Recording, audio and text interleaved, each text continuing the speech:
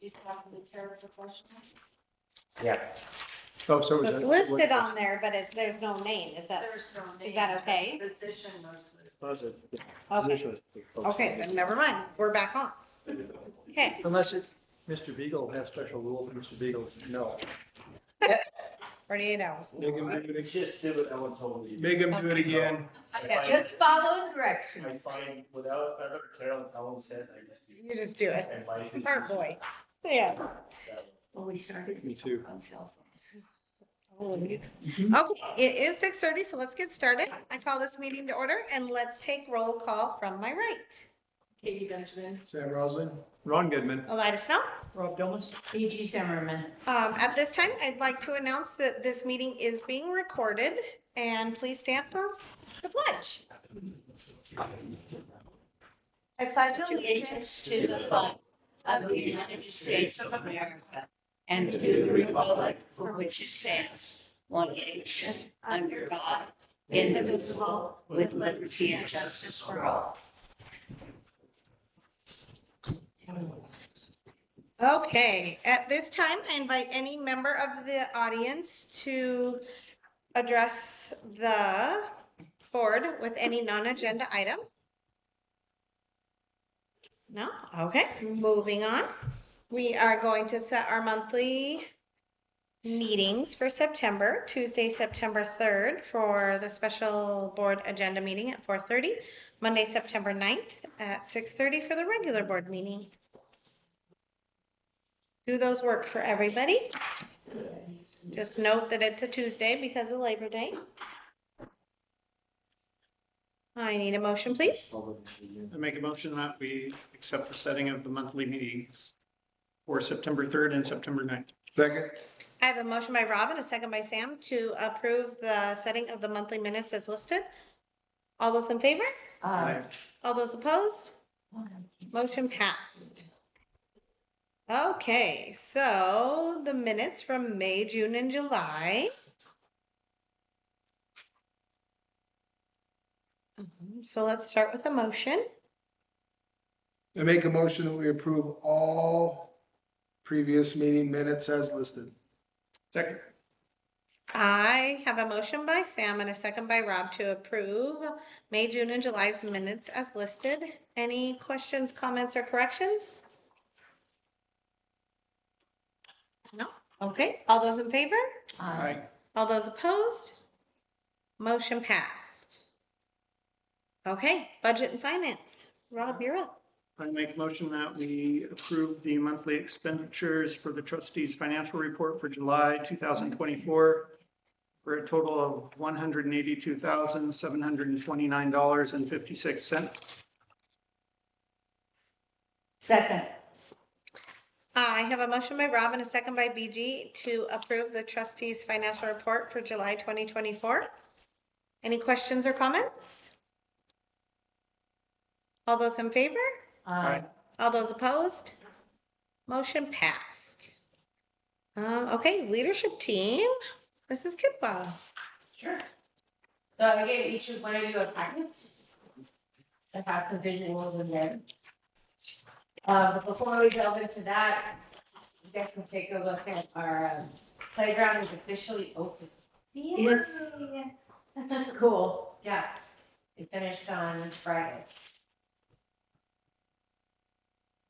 It looks wonderful, and there are already families and children playing today. How much are you charging? Admission is free. It's amazing how much those things cost. There are a few more, yes. It's unbelievable. I will say that Noble was very nice. We requested a donation of 80 square feet of pea gravel, and they delivered 140. So we're very appreciative of that.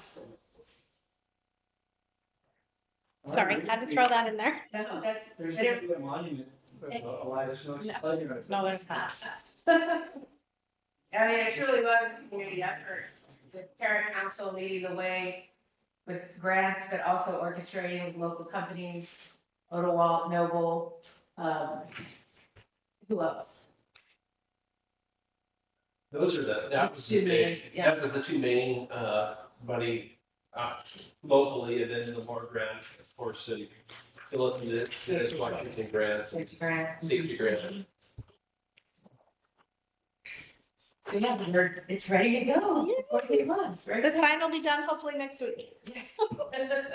And then there will be a celebration to bring community with Lore and everyone else that had a part in there to kind of, yes, hit the champagne on the side and say, here it is. But there will be a plaque that honors those that were a part and made it possible. So it's very exciting how parent council, I mean, I envisioned this, but I thought it would take like 2 years. So it's amazing that within less than a year of our initial conversation, it's here for the kids.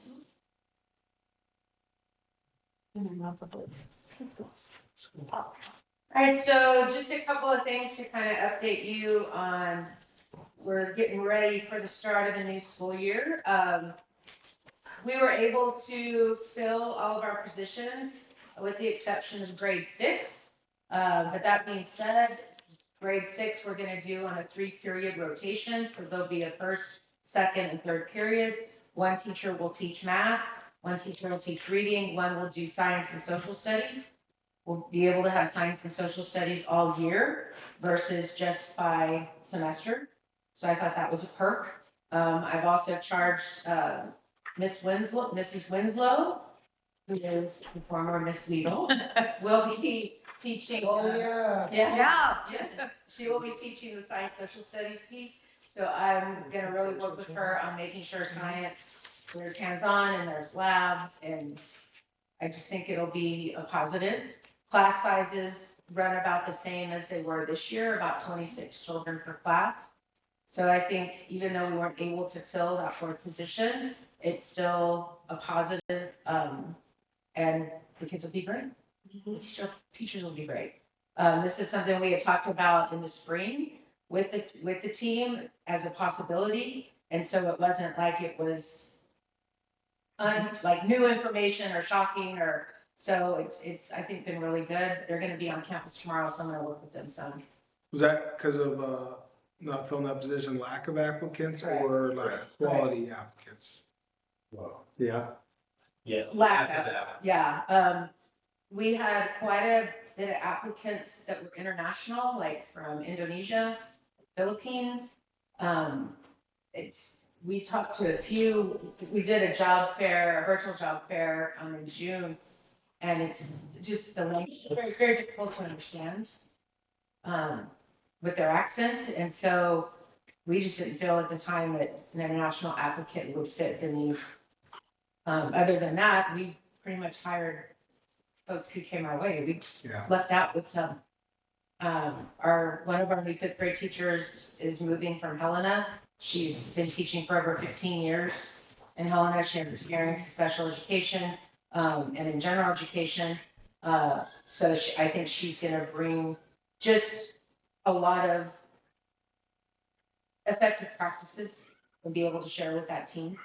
Because we do have 2 newer teachers on that 5th grade team this year that don't have a lot of classroom experience. But again, the supports are there with mentors. We have a mentor program in our building, as well as our instructional coach. She's going to shift gears and really focus on those newer folks versus just K through 3. So I think we'll be okay.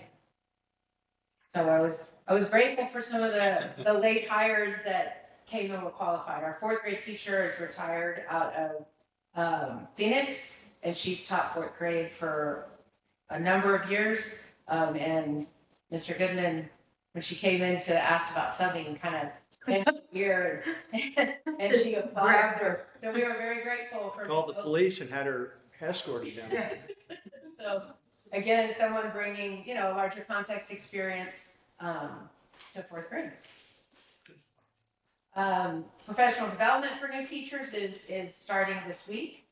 Tomorrow we have Taryn Sherbo that's leading the charge with the Wonders curriculum, and she'll be working with us upper elementary. Doreen Gruber's working with Elena Smith, who is our new kindergarten teacher, with Open Court. And then the everyday math training will happen via the company virtually on Friday for 3 hours for the new teachers. Wednesday is the new teacher and new staff orientation. So they'll be with us in the afternoon, and we're going to talk about our MTSS process, how Branching Minds works on our campus, as well as Infinite Campus. So we've got a lot to cover, but What day is with us in Mrs. Kidwell? so tomorrow is the Wonders training with Taryn. It's in the morning, 9 to noon. And then Friday, 9 to noon is the everyday math. And then I think Elena and Doreen are working on the 15th. I'm not sure the time on that one. 9 to 12 though. For the other one. Yep. And then the front page of the packet I gave you is just kind of an overview of what we're calling our big dogs, our big focus for this year. Trying to streamline a little from the past couple of years. We're still going to focus a lot on instruction, that it's data driven, that it aligns to state standards, that we're using our core curriculum, that we're using small group instruction to differentiate within the 90-minute blocks, in addition to the workshop model that we have built into our master schedule. And of course, 90% engagement, intellectual engagement continues to be what we strive for. Also, our MTSS, it's been a process, and it's a process that continues to grow and develop. It has the behavior and an academic strand to that. Our goal is to strengthen the processes and our standard operating procedures. One of the changes, and I gave you both, this is updated. This has been in our MTSS handbook since last year, but it's been updated to reflect some additional interventions, such as the exact path that we'll be using as an intervention piece district-wide. It's just an example of an update. We've also updated our meetings. In the past, we've had 3 different types of MTSS meetings. We're moving to a 5-meeting model. So, which we've got our SLT, which is our tier 1 that focuses on academic data and looking at instructional practice across the campus. Then we've got our PBIS intervention support team, and that focuses on the universals for all students. Our grade level content team meetings happen 2 to 3 times a month. A change this year is 1 will focus on MTSS tier 2 for behavior, and 1 will focus on academics. And Mr. Gallagher and a counselor will be leading the charge on the behavior MTSS tier 2 meetings, which is a little different from how it's been the past couple of years. And that came out of our June SLT meeting. Then we're going to implement a team. I'm going to call it our school-wide MTSS intensive support team. And that team will meet weekly, and the focus will be on students that are receiving tier 3 supports or interventions, or students who may need tier 3 supports or interventions. So that will be a weekly meeting every Thursday morning for 30 minutes before school. And then we continue to have what we call our individual support team meeting. And some of those meetings, they're all about specific children, but some of those meetings will likely be born out of the MTSS intensive support team and or the grade level MTSS tier 2 team meetings. So we've just tried to strengthen that, and talking with Mr. Goodman, really looking at those students that have high needs, especially behavior-wise with the tier 3. I think academics, we've always been pretty strong with providing interventions, even for, those kids that need specialized curriculum. The behavior piece, I think sometimes it gets a little muddy. And so our goal is to strengthen that and provide clarity, which is another document you'll see in here. It's our MTSS behavior pathway. So this just puts some numbers to when teams are looking at data, at student need. It gives us some guidance as to when does a child then show that they likely need tier 2 supports, and then what are some of our options. And then when a kiddo hits 5 or more major office referrals, then that's when we would be looking at possible tier 3 intervention and supports. And what does that look and sound like? And then it's what's the intervention program? How's it delivered? Who are the people that will deliver? How do we progress monitor and check fidelity? So this is a draft and a work in progress, but this is something new that I'm hopeful will provide that bridge and provide clarity to here's our discipline process. And then within the discipline process, when kids start hitting certain thresholds, here's what we do as a team to look for solutions and supports for them. Does this give time for information going back to the teacher after a child has been taken out of the classroom for any reason? You know, we talked about that, how, well, and maybe it was just last time with you, Jim, how they think nothing is happening, but it's because they don't know what's going on. So will that information be more forthcoming? Well, yes. Time for it, I should say. Well, I think that putting at least once a month face-to-face meeting with Tom and the counselor with that tier 2 will be a time to have those conversations as well. But like we've talked about, because we've got a system where all moderate behavior is documented.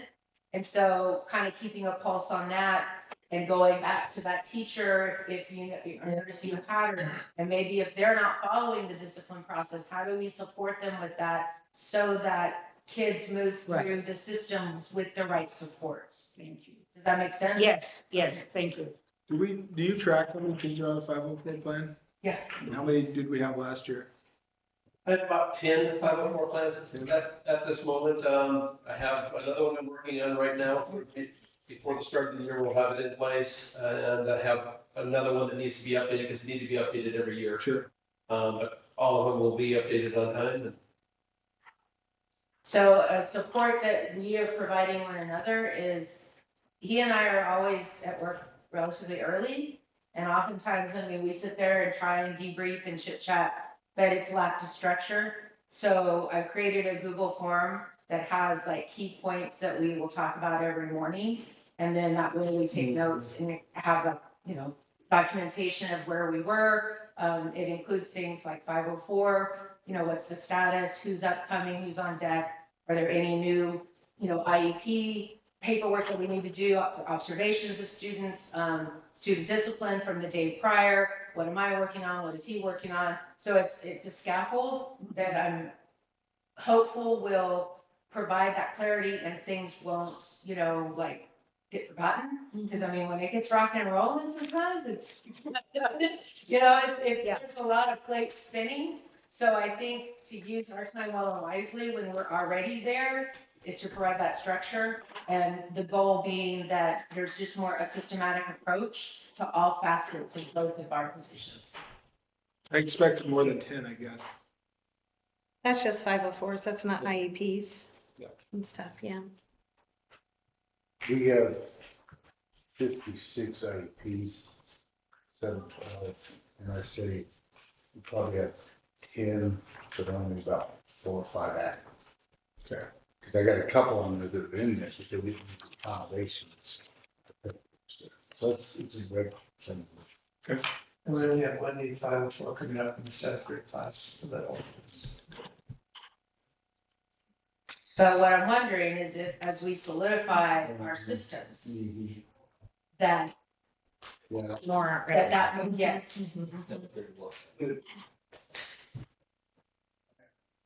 Okay, are you finished, Ms. Goodwin? And just our last big dog is to continue with family community engagement. Really focusing on how do we engage families in their child's academic process and learning. In the last year, we really made efforts to make sure, like if a child was going to be receiving a tier 2 intervention, for example, that it wasn't just a phone call, that it was a letter that went home as well explaining the why, and that there was follow-up, when the child either successfully completed or, reconvened and we're going to do another intervention, but also putting that in writing. So we're going to continue to grow. And that, Okay, perfect, thank you. yeah. Mr. German? So I gave you just a quick draft on opening day, my board presentation for my staff. I thought it'd be a way to just, you to see what I'm gonna be saying to them. It's not complete, we got some stuff, I gotta add data and other stuff in there. So keep on going. This is just such a fascinating slide. So we had 35 teachers, we written basically 3. We didn't replace Love, Fox, Boone, all of the other teachers that left us, plus 5 pairs, plus 2 custodians. So our new teachers, all the names are there. So I mean, our opening day is going to be who are you? Hi, how are you? Get to know you. I mean, there's a whole lot of New getting teacher to know you. orientation is gonna be fun. It is. It is. Proud. I'm to be honest with you, it's well, a couple of years ago I did a Josh, we need to talk by the way, but a couple of years ago I did a scavenger hunt where you had to pair with an older teacher. You had to go and find Patterson's Pond and find the pool and all that kind of stuff. And it was fun, but it was a chance to go. So we got some fun things lined up. But that's I brought up in letters a couple of years ago. I had 5 new staff, and I thought that was a big year. 14, holy Moses, that's crazy. And down below is all of the changing assignments. These are the people in the building who are teaching new stuff. And so that's just, I think it's an attribute of our staff, the willingness to do whatever they need to do for the kids in our school. Okay, next.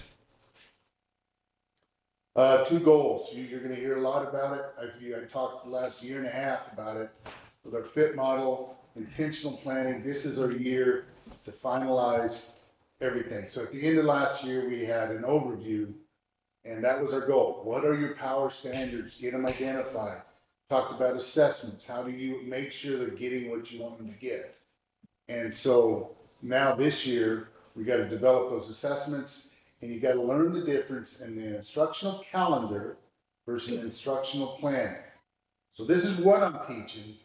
Now the fit is how am I going to teach it? And so if the world were perfect, all of this would have been in place. And when I had a whole new English staff come in, I would have pushed forward and they would have saw not only the instructional calendar, which they did see. It was wonderful because those newbies now have, oh, wow, that's what they taught first quarter.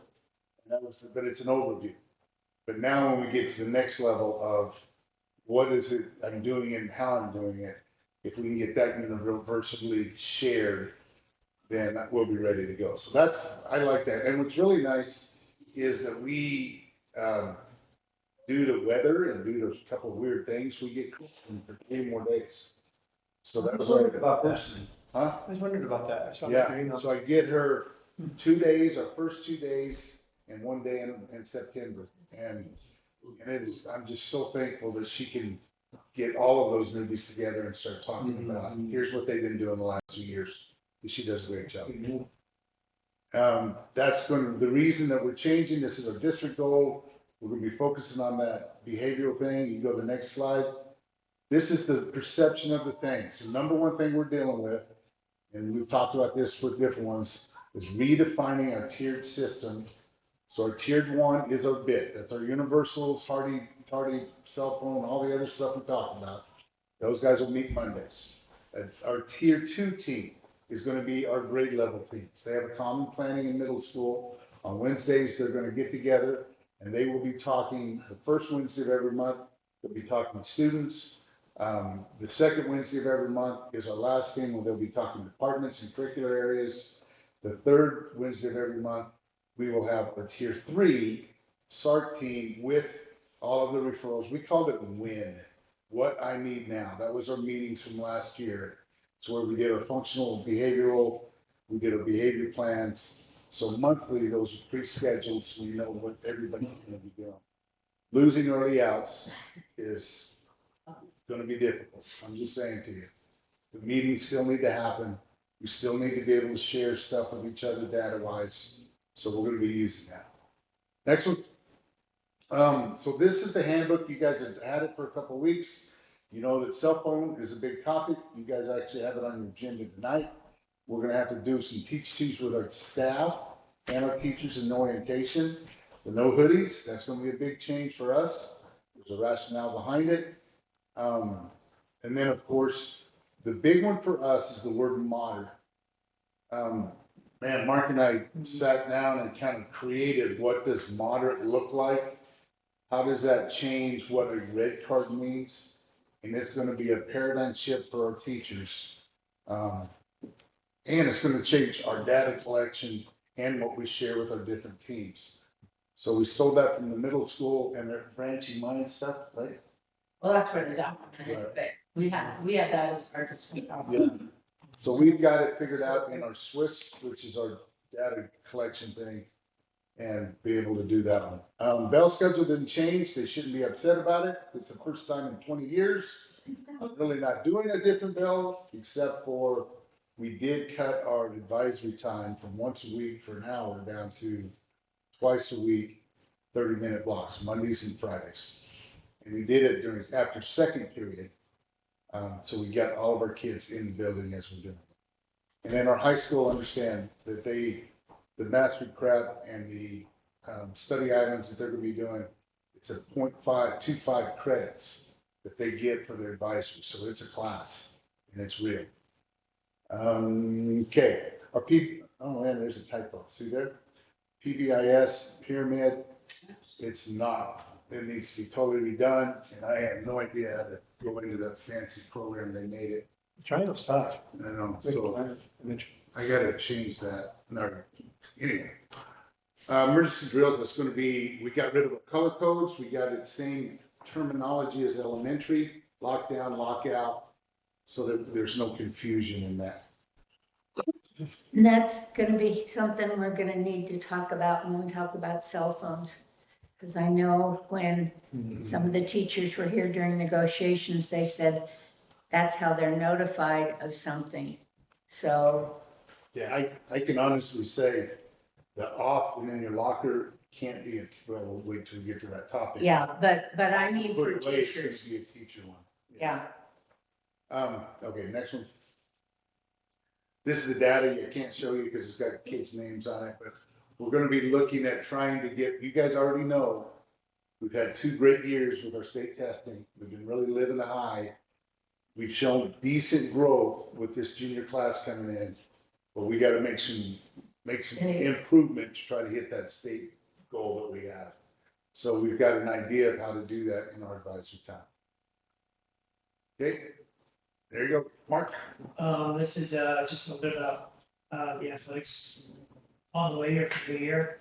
So this can be Wednesday during the day, athletically, in groups of like 2 different broken up by the last name.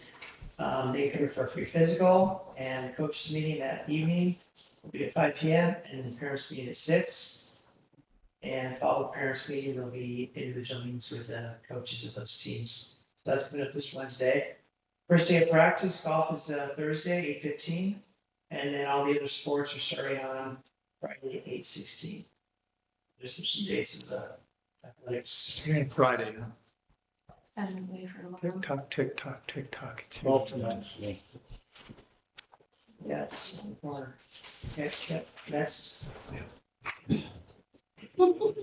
I just thought this was interesting, coaching profile in the district, high school and elementary. So in the high school, we have a total of 33 paid positions. Varsity high school coaches that are also teachers, at the high school, there's 3. Varsity high school coaches that are also teachers in elementary, 2. Assistant high school coaches are also teacher 1. So there's 5, actual teachers are also coaches in the high school positions. In the elementary, middle school and elementary, there's 22 paid positions. The elementary coaches are also 9 teachers. So we do have a really high number, either for a positive or negative, or however you look at it, that are coaching teachers, and then, you know, a lot of community members who are teaching. 55 total coaches, and those 55, again, like I said, there's 15 teachers. Big shift in about 3 or 4 years ago. It does.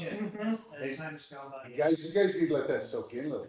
Yeah. It's, if you've been around long enough, you know, the days that I became a teacher to coach is not the days we're living in now. And it's difficult. It is. Mainly because those people who are working out in the community, their schedules are tough.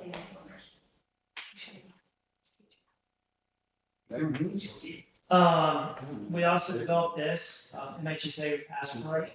And then, I and Scott kind of put this together. Scott did one, I did one combined, but we have plans or EE plans, emergency action plans that, for all our practice sites, and the coaches, administrators, and athletic directors will be aware of the location.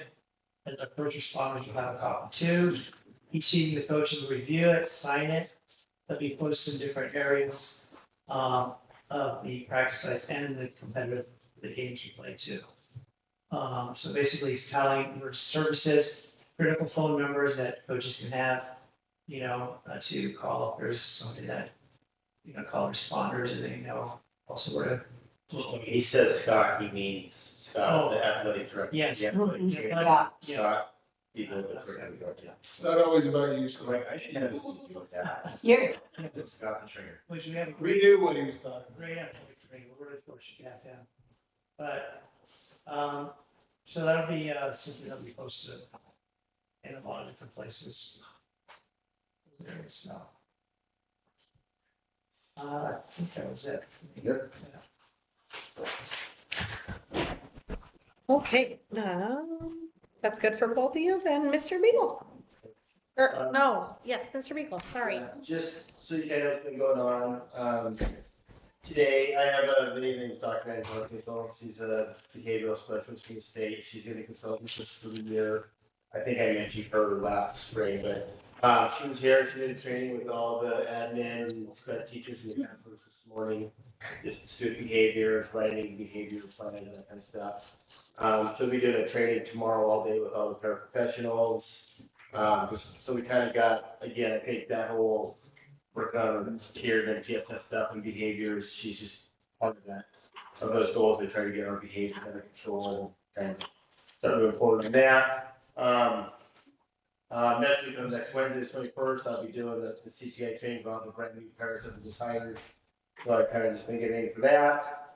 And again, just, I've been getting inundated with, all my certifications that have been collapsing, the homeless liaison and the Title IX and the CPIs and whatever other certifications. So I'll be kind of starting to work on getting signed back up for those. So we stay current with all that kind of stuff. I mentioned last spring we are contracting with the hospital for 12 hours a week for they have a speech language pathologist. So I met with Tyler Hanley and her name is Kelly Wrigley Wolf. She's actually going to be on campus Tuesdays and Thursdays.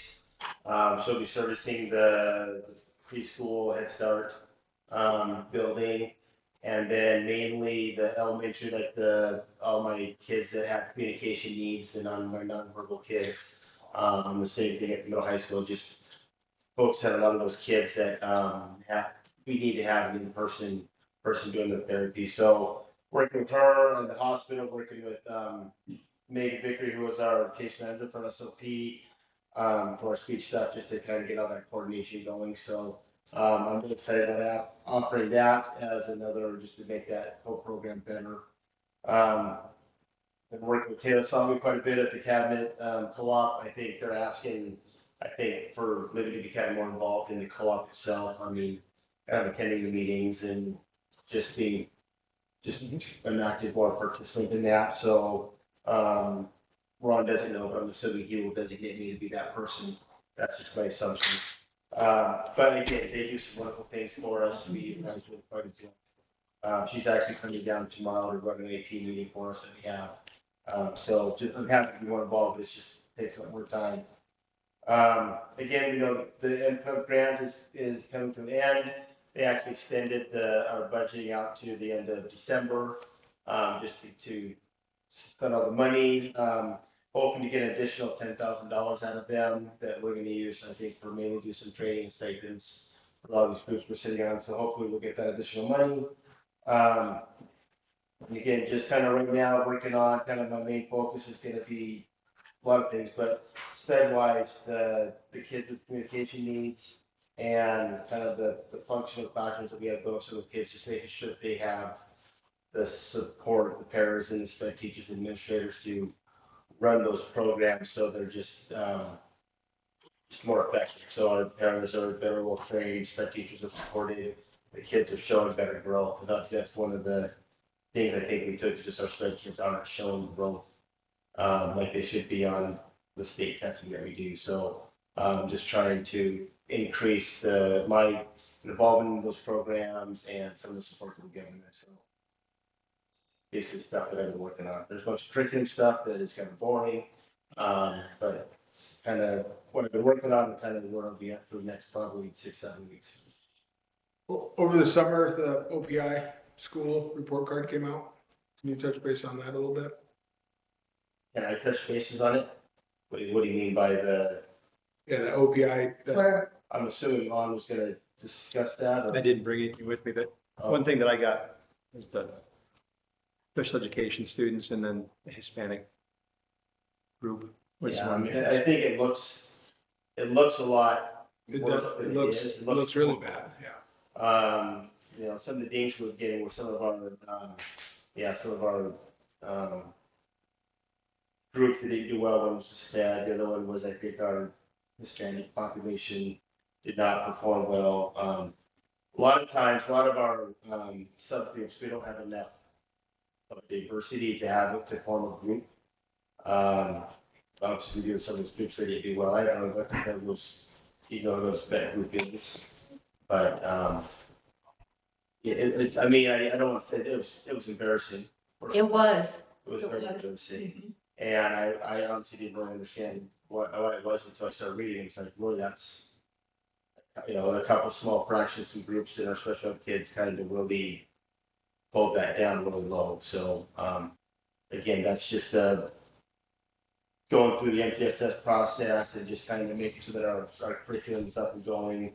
And we're looking at, I think, those kids academically and the test scores really hard first round in the fall to make sure that they are showing growth. So we kind of target some of those groups to make sure that doesn't happen again. I wonder if all the teachers saw that. It was. I saw there's a response that I have to do. I haven't gotten to it, but I'm not sure how to do it. I'm going to call on people. One more thing what else you do? Okay. Is that complete? Okay. Then Mr. Goodman. Yes.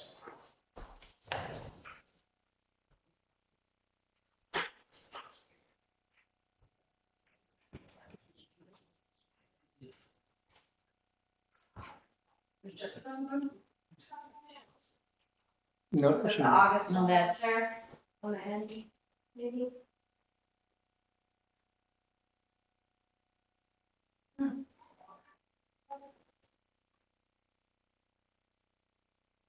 Are you sure? Make sure again.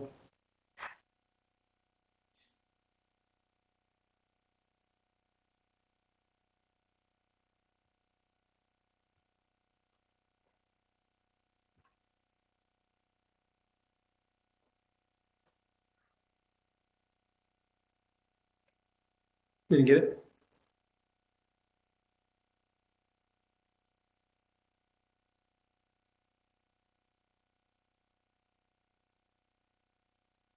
Says you're 513 in your inbox. Jim, I have one. I've got 4,509. Oh. Well, I will just walk through it. You don't get to see the pretty pictures, I guess. Oh, you can. I see the pictures. Just incredible. Mind-boggling. Best you'll ever hear. Let's see. This is the paint job. Good job. Yeah. So the paint job does look good, doesn't it? The colors look good, Mr. Germany? It is. Because it looked good to me, but all colors look good to me. You just sent it to me, Leslie. Did you send it to him? Like 3 times. Can you send it to her? I'm gonna. Okay.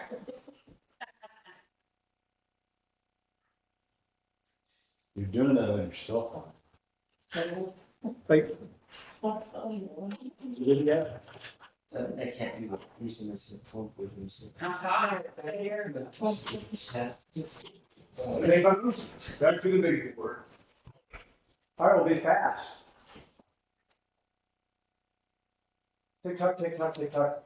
School to Work grant, we have a meeting coming up, and this is from Flat Valley Community College. And the goal of this is Future at Work grant is the goal of increasing students' participation in the workforce. And we have a specific goal of CNC machines and other skilled laborers. And so we have, yeah. And if you look at the bottom, you know, these are, I was not bored. I wasn't looking for this, but $50,000, I can't leave that on the table for stuff that we can use it for training, you can use it for materials, you can use it for equipment, you can use it for whatever you want to. I just couldn't pass it up. So we're gonna be working on that. And yeah, $50,000, we just can't leave that off the table. So next slide. Oh, cell phone update. We just finished this at BG and Sam and Katie, you want to share anything? But we're looking at giving some parent surveys, staff surveys, and sharing information with adults in general in the community as far as the desire to not have cell phones in the classroom. So a lot of us have been reading the book Anxious Generation, and not only is it an academic disruption, but also dealing with all sorts of mental health issues that are popping up because of kids and humans in general. They're spending way too much time on their cell phones. So, any questions anybody want to add to that? That you're going to ease into this slowly. Yeah, so Much information. Christmas is D-Day, and so at the end, after Christmas vacation, our goal is to come back with these policies implemented. And we have major bets. I took down the bets on this as far as 60-40, 70-30, and maybe didn't people know it, but I'd really be curious to see how many parents are going to be concerned about students not having their cell phone available to them in school. And if it is a number that's higher than we like, as far as parents saying, "Oh, my kid needs to be able to text me anytime during the school day," then we have this issue of sharing information and trying to help people better understanding what we're concerned about. Any questions in the audience on that? Okay. Yeah. So behavior team, we're working really hard. We got a group of people that are going to be overseeing the data and what's taking place in the district. Today we just had behavior intervention plan training. That was good.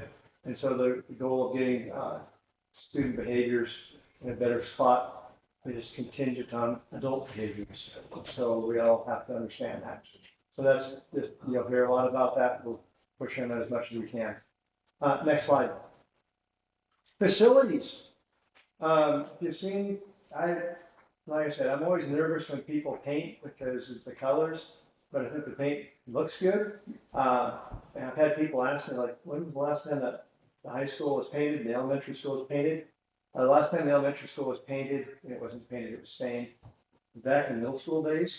And so painting those buildings, I think they look great. And I always worry about colors because I see colors accurately, everybody else sees them inaccurately. But I think they look really good. Lift station, so just so everybody knows what a lift station is, when the city sewage system is higher than our building, then you have to pump it up into, and it goes down to the city sewer treatment. And our lift station quit working, which is bad. And so we've got a temporary solution, and then it'll be fixed for a long-term solution. These pumps are from the 60s. That's our problem. Mm-hmm. Yeah.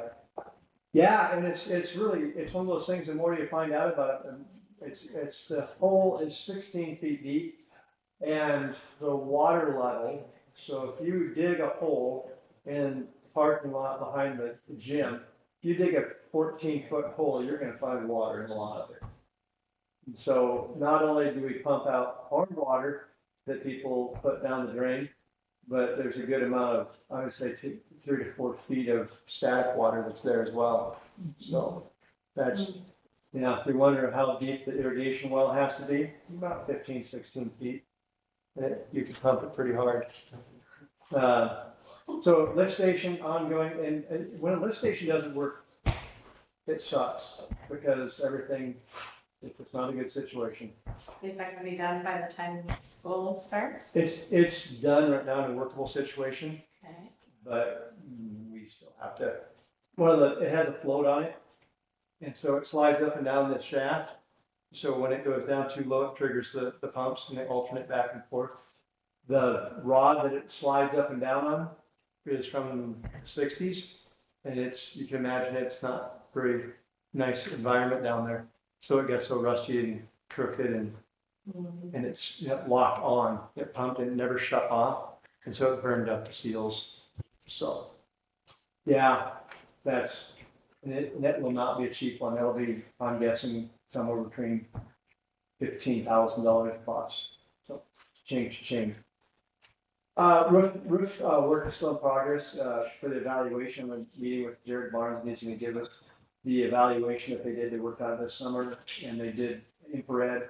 And again, the goal on this is to fix the roofs and refurbish them, so we don't have to completely redo them.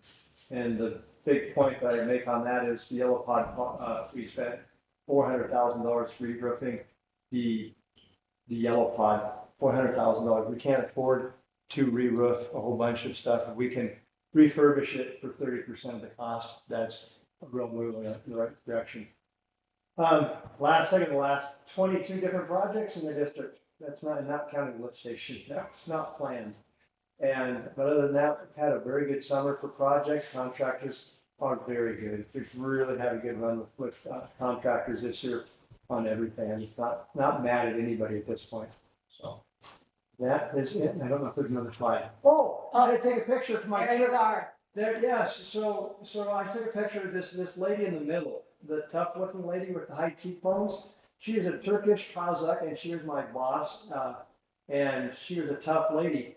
And if you look, there's in past. So the lady right next to my ear, she's the current director of the Polytechnic Institute, which has about 20 to 30,000 students in it. And so it's not a small institution, but that lady was there and is still infamous. She kicked me out of the teacher's room because I ate her jam.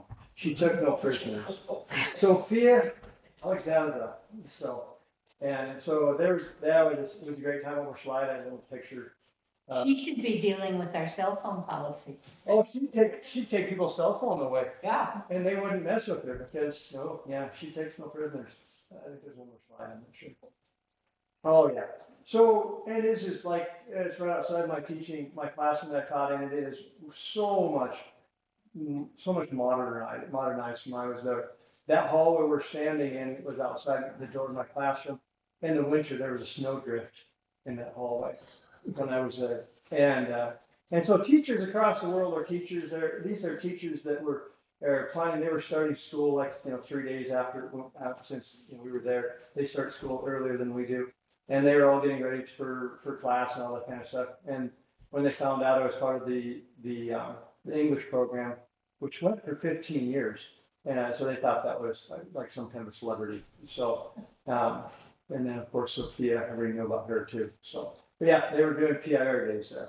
And on the right, there's this dealy hoo. If you've ever wondered what Russians eat and all that kind of stuff, that is a tire rim, and they built a big fire in it, and they cooked rice and meat and stuff. And that's pilaf, and that's a very common meal. And Like some adult beverages back there too. yeah, and are we still being recorded? Yes. I'll tell you later. So yeah, it was a great time. This was at a resort. We get to stay. I always tell people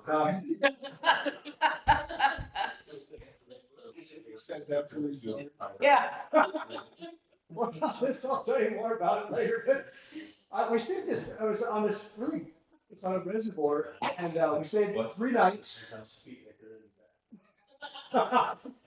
The resort is to the right. And we stayed there for 3 nights, and we had 3 meals a day, and it cost us $50. So there you go. If you want to look for a cheap vacation, everything's cheap except the flight there. And I don't know if there's one. I don't know if there's more slide or not. But No, that's it. So, it was a great trip. Good fun. I'm glad you're home safe and sound. Yes. Yeah. Okay, well, Thank you, Mr. Goodman.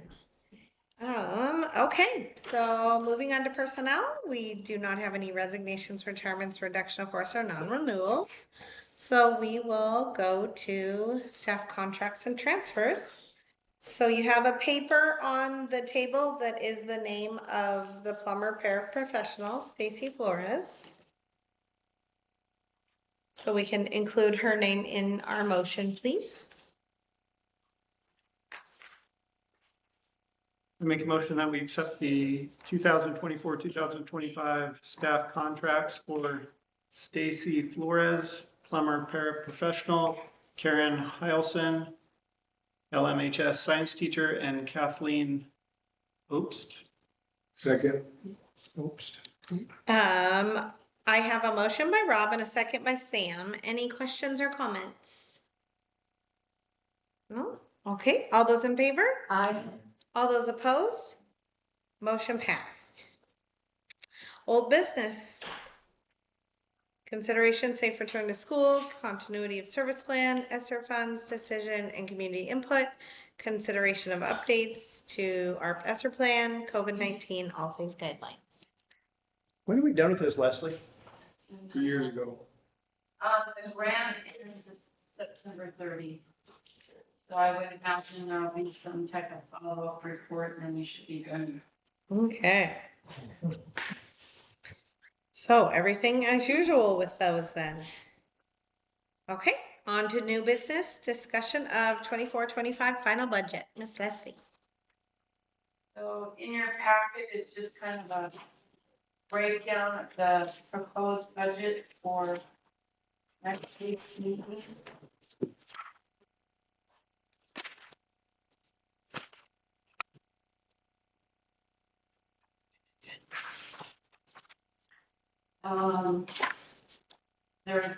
There was an increase in the general fund budget. Not due to enrollment, however, it was more due to just the gate increases. The transportation fund, there was the it was actually a 3.4, Stacy, percent increase in the transportation fund contract with Fargo's. We did have a little bit of savings because we'll have 4 less days of running routes. So there was about a $20,000 increase over the previous year's budget. After that contingency savings is subtracted, there's still a 20,000 increase. Cost of diesel, cost of vehicles, cost of driving. The tuition fund, the cost for implementing resident students IEPs, that is what covers salaries for the one-on-one paras for each of the students. And then the out-of-district tuition, that's actually for all the students out-of-district tuition from last school year. You budget and pay a year after. So next year, with the open enrollment, that's when those will take effect. If we have to pay tuition for any of our students that go to a different school district, and then we also bill any district whose students are coming to us.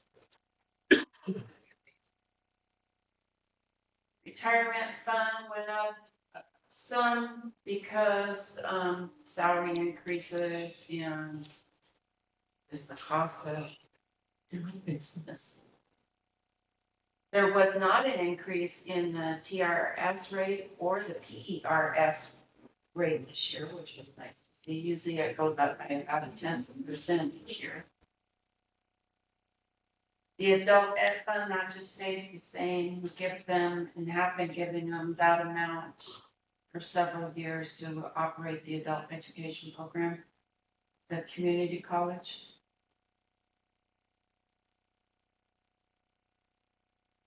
The tech fund, we usually just budget that amount in case we were to need it for anything technology wise. in the flex fund, Fund 29, that used to house the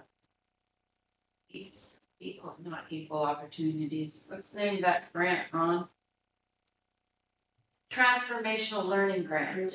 Yes. That grant ended this year, so we no longer have that. And that was the grant to help with behaviorals at the elementary and CTE programs at the high school.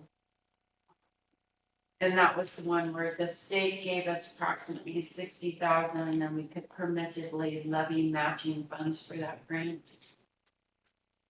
And that grant ended this year, so that's no longer there. I did it in Just the grant cycle ended. this, Yeah, and no talk about doing it again. no. But we did secure the Montana Advanced Opportunities Grant, which is a grant that helps run the Kootenai Outdoor Adventure Program. Ooh, 57,000. that's good. 52. Says 57 Oh, does in it? our notes or in our We thing. had some left over from last year. Oh, okay. 60 something last year. Yeah, that's a good program. It's costs money too.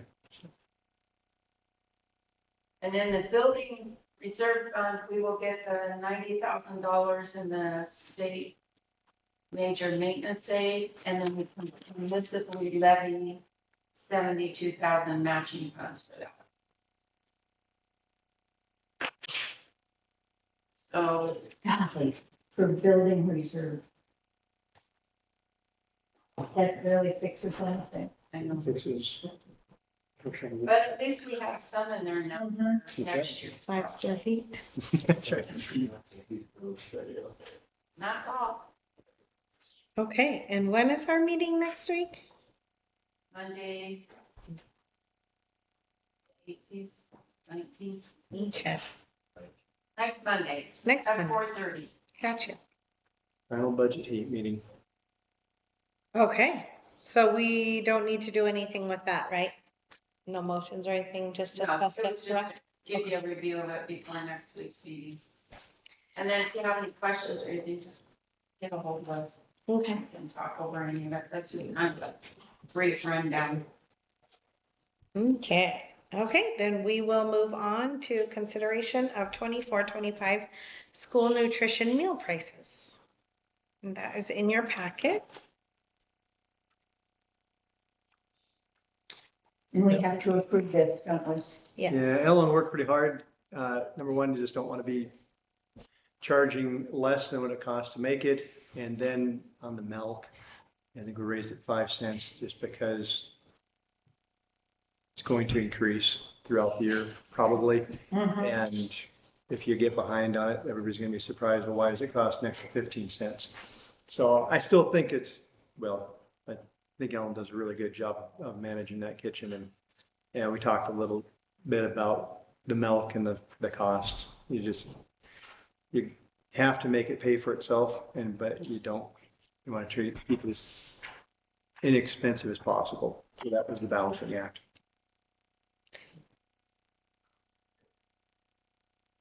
So how much is it increasing then? Do we know what this last year's were? Yeah, I should have. What's it now? 275 and 425 35 last year. and 425 for lunch. For the adults. The other one, I thought it was like 20 cents or 25. Adults are $3 and $5. And more parents could be on that free and reduced if It's they like was, drive them to actually do the paper, especially at our level. yeah. You need a motion? I was gonna say, it's no big deal. I was just curious of what the actual increase was going to be. Oh, the percentage? Well, Oh. dollar amount, like, did we go up 25 cents or? The milk went up 5 cents, and I think it was a little bit more than 25 cents on it's not in there here. Mm-mm. I don't know. What it was in the past. So that is what it's going to be now. Yeah, I'm not sure. Right. Okay, well, definitely a needed thing, but I was just curious, so. It's not any cheaper, is it? No. I make a motion, we approve the 24-25 school nutrition meal prices. Second? I have a motion by Sam and a second by BG to approve the school nutrition prices as listed. Any question or comments? Any more questions or comments? Okay, all those in favor? Aye. All those opposed? Motion passed. Okay, consideration of Montana Job Corps MOA.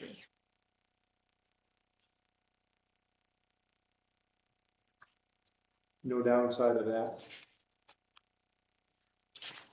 We do an annual. So it's nice that if a child goes to the Job Corps, we still get to count them for A and B. Make a motion, we approve the Montana Job Corps MOA. Second. I have a motion by Sam and a second by BG to approve Montana Job Corps MOA. Any questions or comments? No? All those in favor? Aye. All those opposed? Motion passed. Okay, consideration of golf van lease agreement for $1. I don't know that's enough of an amount of money. I'm glad they don't raise their prices every year. All right. Make a motion, we approve the golf van lease for $1. Second. Motion by Sam and a second by BG to approve the golf van lease agreement for $1. Any questions or comments? All those in favor? Aye. All those opposed? Motion passed. Okay, the big one, discussion of policies 3630, cell phones and other mobile devices. Ms. BG, Mr. Goodman? Well, we just had that good conversation. And so again, our desire at this point is after Christmas is to have, cell phones are still in the lockers at the elementary school. Middle school is going to have them.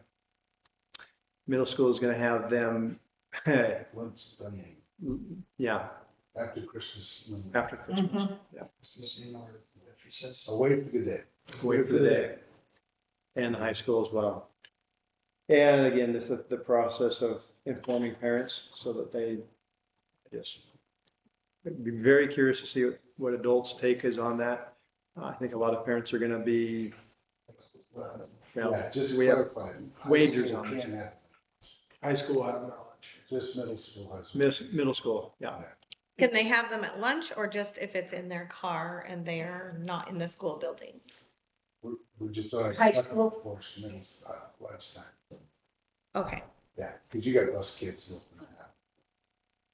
Was there the time issue, like start of school to the end of school or what? Start of school, yeah, start of school to the end of school. And again, you guys are starting off the year and then after Christmas, then we don't want the cell phones out for lunch for middle school kids either. So, But high school kids can? Is that yeah, what- because they'll be leaving. You can't Off doing campus, that so, off right? campus. Well, off camp, well, that's what I'm saying, is Yeah. if they're in the lunchroom, can the high school kids have phones?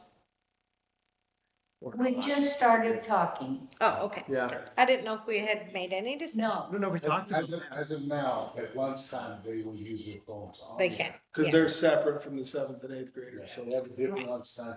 Middle school just away for the day. And I guess the number of kids eating lunch at the high school is pretty small too, that actually stay in the Right. building. And we're talking like maybe I would 100 say kids, lunch numbers are less than 100 to 20. 12, 15% Yeah, maybe of the kids actually eat lunch. 10 to 12 out on this front table. And this may drive more of them out. Oh, yeah, if you tried to split it, like you gotta leave campus, then they'll walk across the road. Yeah. And they'll do it, so it's just. Stand on the corner. I mean, now the kids that go over to the snack shack, geez, there's a bunch there. Mr. Bean, what's your thoughts on that? On what? Cell phone policy after Christmas? It'll be interesting to find out the information first from parent surveys.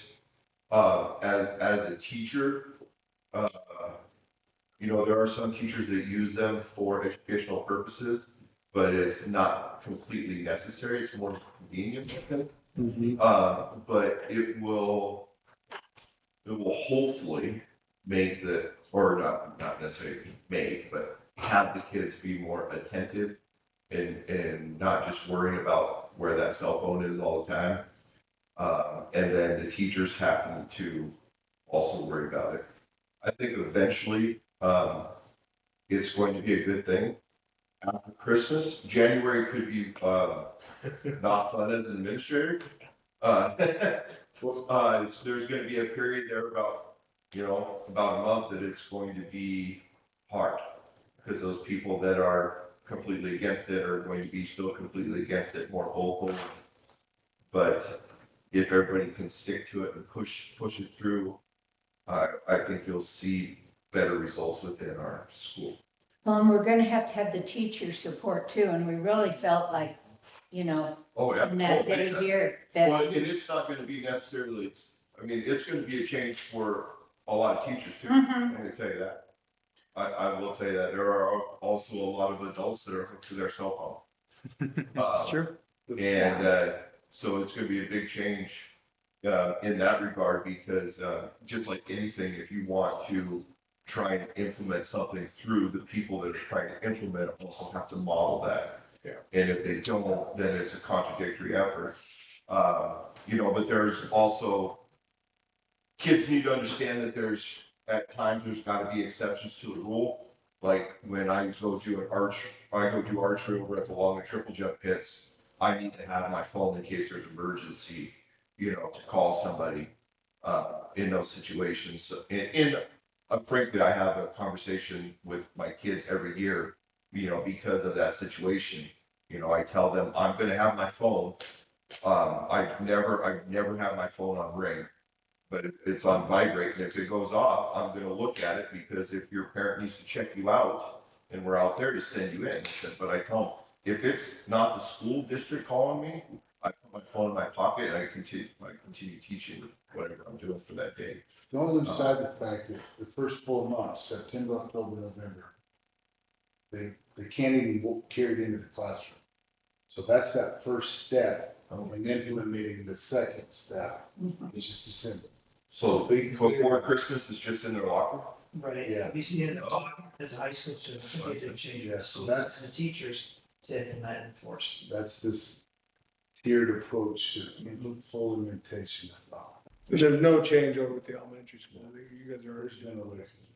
So, Mr. Bean, what percentage of teachers, what percentage of parents will support reduction of use and the restriction of cell phones, do you think, when we give a survey?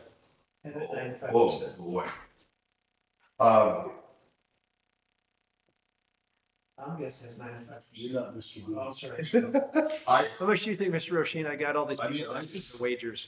I just think with the way today that our society is hooked on those, it's probably going to be a lot lower number than we really think it is. Just because it's something that they are used to having in their hand all the time or in their pocket. And communicating with their going students. off.